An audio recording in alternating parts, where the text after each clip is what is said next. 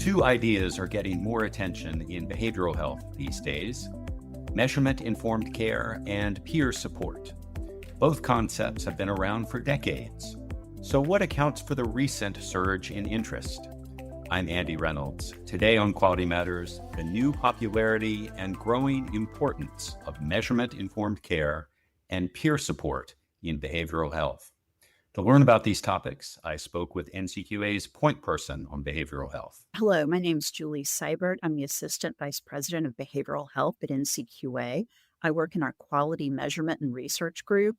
We're responsible for developing and maintaining HEDIS measures for behavioral health, as well as the formative research that goes into measures and standards for behavioral health. Thanks for being here, Julie. Google Trends, the tool that tracks the use of internet search terms, says that searches in the U.S. for measurement-informed care and peer support in behavioral health recently hit 20-year highs. Let's talk about those terms one at a time, starting with measurement-informed care. What is measurement-informed care? Measurement-informed care emphasizes ongoing assessment, personalized care, and involvement of the patient in understanding what's happening. So you can track symptoms, track outcomes, track functional progress. It helps the behavioral health clinician and the patient work together and collaboratively adjust treatment. Measurement-informed care helps a provider communicate how care is going, how effective their care is, and communicates it to the patient in their own therapeutic care process. It's a really good communication tool. I'm stuck on why we need the term measurement-informed care. Doesn't all care involve measurement? Measurement-informed care sounds redundant or obvious to me, sort of like specifying wet water. What am I missing here? Measurement-based care has been around for a long time, and only 20% of behavioral health providers adopted it. Traditionally, these are trained clinicians, and in the course of a session with a patient, probably in the back of their mind, they're evaluating whether an individual is improving or has worsening function. Payers would like some numerical or standardized way of seeing the clinician's clinical judgment. And measurement-informed care offers that. There's widespread support for measurement-informed care. The American Psychological Association, the American Psychiatric Association, and the federal government, SAMHSA, which is now AHA, they support measurement-informed care. Excuse me, can you define SAMHSA and AHA for us, please? SAMHSA is the Substance Abuse and Mental Health Services Administration. AHA is the Administration for a Healthy America. It's a new agency under the U.S. Department of Health and Human Services, created to consolidate and streamline agencies. Got it. Thanks. You were saying there is institutional or payer support for measurement-informed care. The American Psychological Association, the American Psychiatric Association, and the federal government, AHA, they support measurement-informed care. However, there's barriers to implementing it. One of the reasons is behavioral health providers were left out of the HITECH Act. The HITECH Act was a way to provide financial incentives for providers to invest in electronic health records, which is one way to measure care you provide. Behavioral health providers were not provided those incentives. As a result, their adoption of electronic health records has lagged behind physical health providers. At this point, the majority of behavioral health providers have EHRs. However, not all have incorporated measurement-informed care into their practice. This could be because EHRs they use don't have a measurement-informed care component, or if they do, it's expensive to implement. They haven't paid the additional costs to have that part turned on or added. As you said, there's widespread support for measurement-informed care, but very low adoption. On that low adoption, the 4 out of 5 behavioral health care providers not yet using measurement-informed care. What gains are they missing by not using measurement-informed care? Patients are involved in their care. A better informed patient is probably going to get better quicker and have a better experience.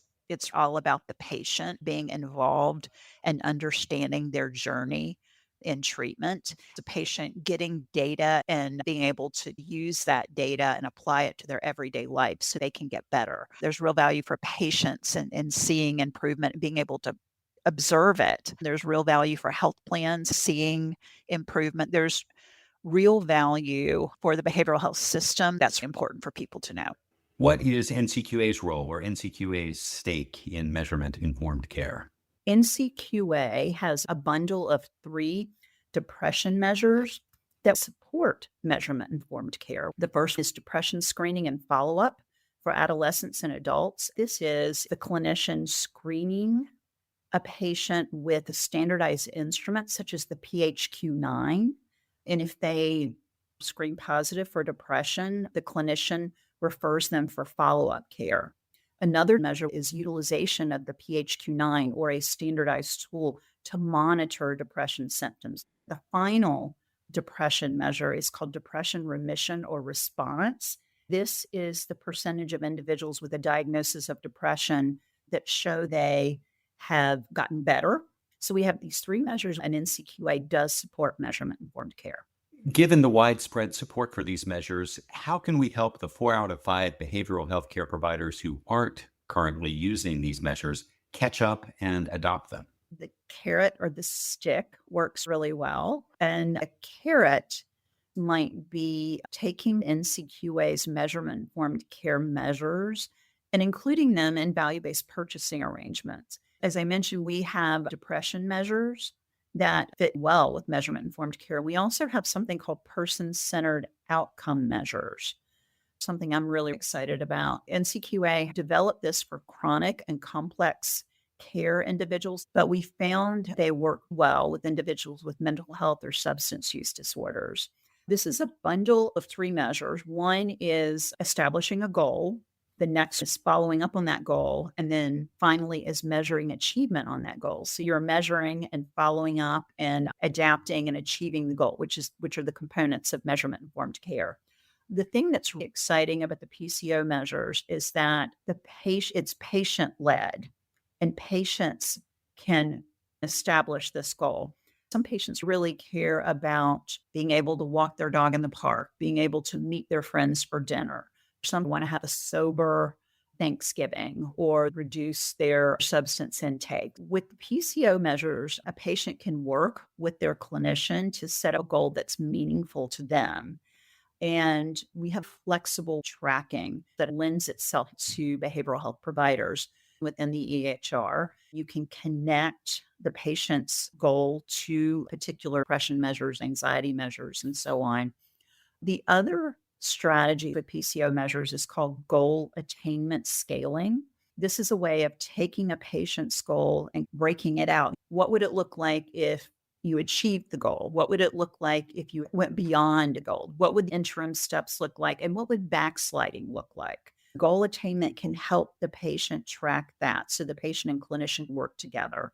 Can you give me an example in behavioral health of a person-centered outcome measure?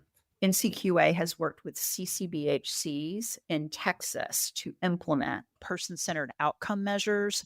CCBHCs provide services to individuals who are severely mentally ill and who have substance use disorders. They're also providing service to justice-involved individuals. Texas is doing an excellent job establishing goals or implementing that first measure in the PCO bundle. They're really engaged and really want to highlight work they're doing in Texas. You mentioned CCBHCs, which are community-based behavioral health centers. You also mentioned justice-involved individuals. Does that mean people in prison?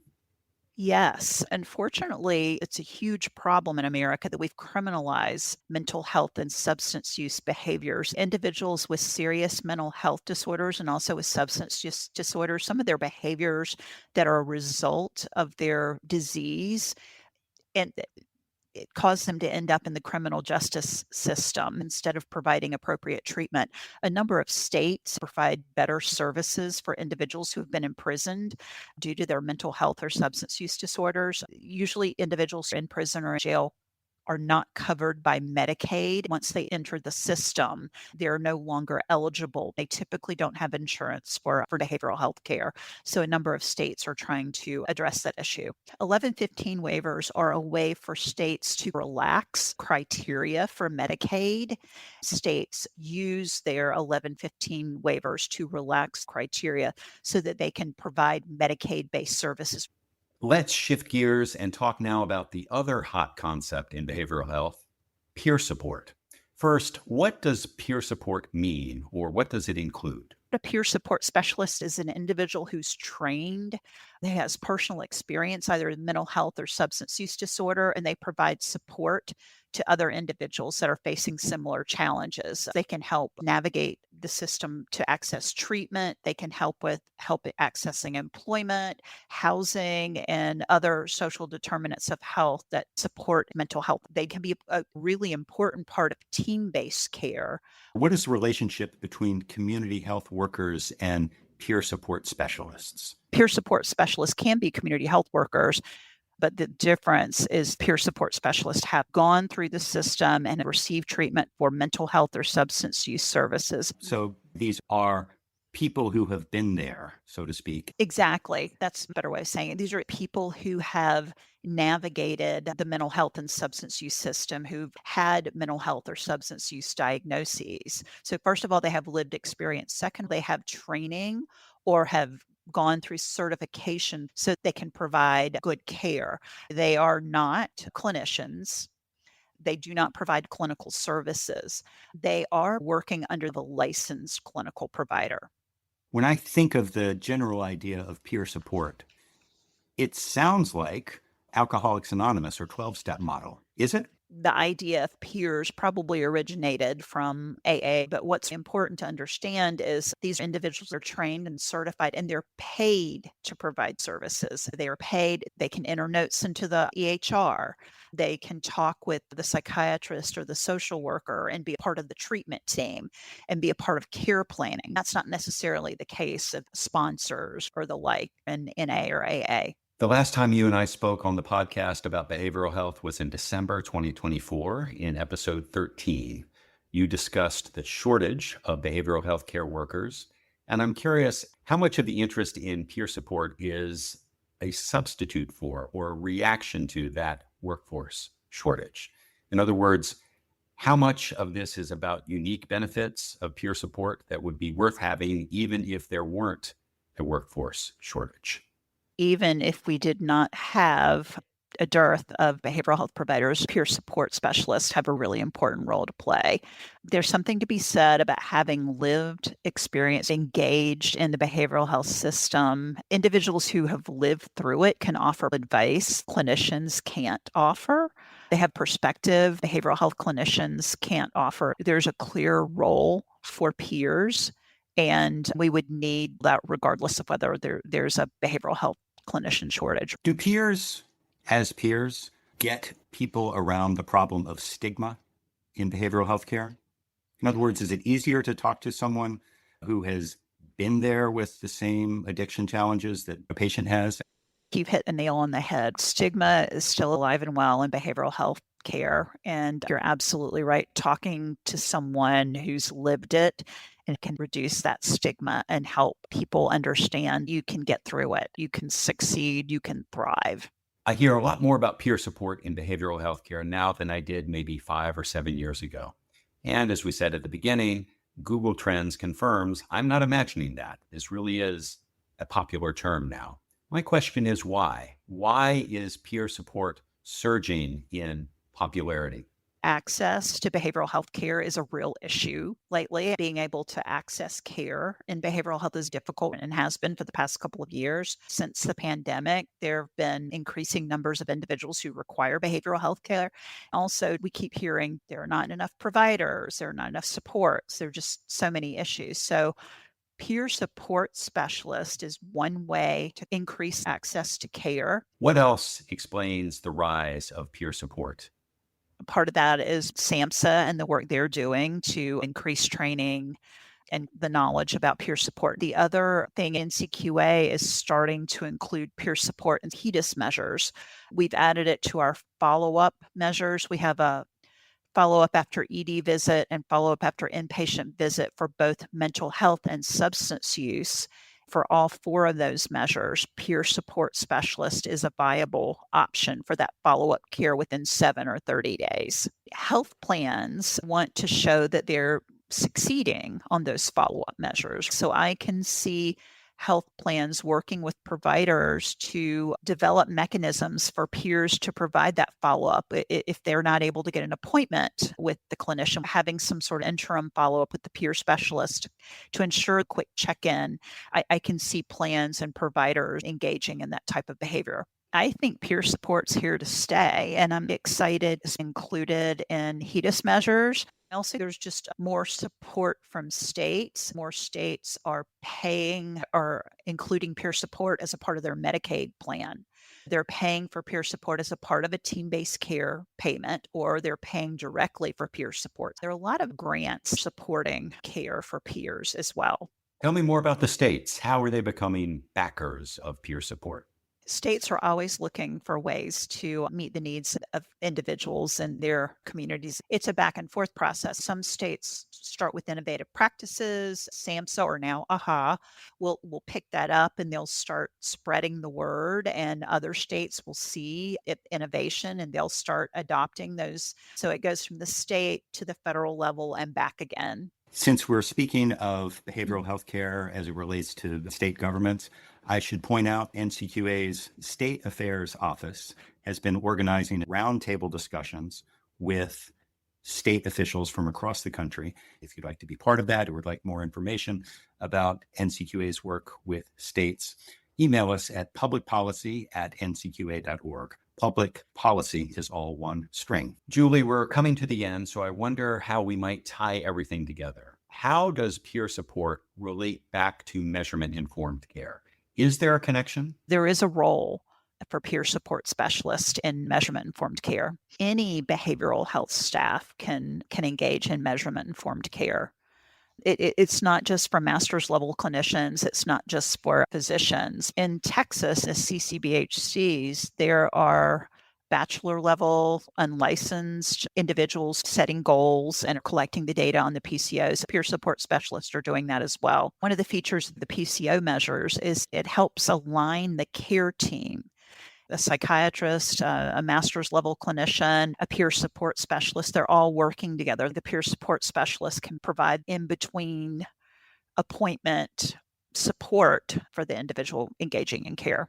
Let's end by looking ahead. What do you see for both of the topics we've talked about today? Let's start with measurement-informed care in behavioral health. Pull out my crystal ball. I'm excited about patients being engaged and involved in their care. I'm excited about the sharing of data that occurs back and forth with the patient and the provider, and also the sharing of data back with the health plan. Assessing patients and where they need to go and their care is already a part of the therapeutic process. It's just finding a way to standardize it and collect and share that data. They're already doing it in primary care. They're doing it in physical health. I think behavioral health clinicians just need to go that extra step to incorporate it in their treatment. I think measurement-informed care is the way to go. We'd like to see increased adoption. We have good measures that support measurement-informed care here in NCQA. I'd love to see our measures included in value-based purchasing arrangements and see more adoption. What's next for peer support in behavioral health care? I think peer support's here to stay, and we need to continue thinking about ways to ensure peer support is a part of a robust network of behavioral health providers. I really would like to see peer support specialists get the support they need to do their jobs. As with any treatment for individuals with behavioral health concerns, having a funding source is important. States typically pay for peer support as part of a team. Few states pay peer support for individual work they do. It would be interesting to see peer support as a separate service being reimbursable. Here in NCQA, we're working on a network adequacy measure. It's focusing on psychiatrists, psychologists, and master's level clinicians. We're doing qualitative research to see if we should include peer support as a part of the network adequacy measure. I think that's a good place to leave it. Before we go, I should add that these and other behavioral health topics take center stage at NCQA's Health Innovation Summit, October 13th through 15th in San Diego. Learn more at events.ncqa.org. Julie Seibert, Assistant Vice President at NCQA, thank you for walking me through these issues. of measurement-informed care and peer support as it all relates to behavioral health. Thank you, Andy. Thank you for listening to Quality Matters. You can always learn more at ncqa.org, and be sure to subscribe to Quality Matters wherever you get your podcasts. We'll see you next time.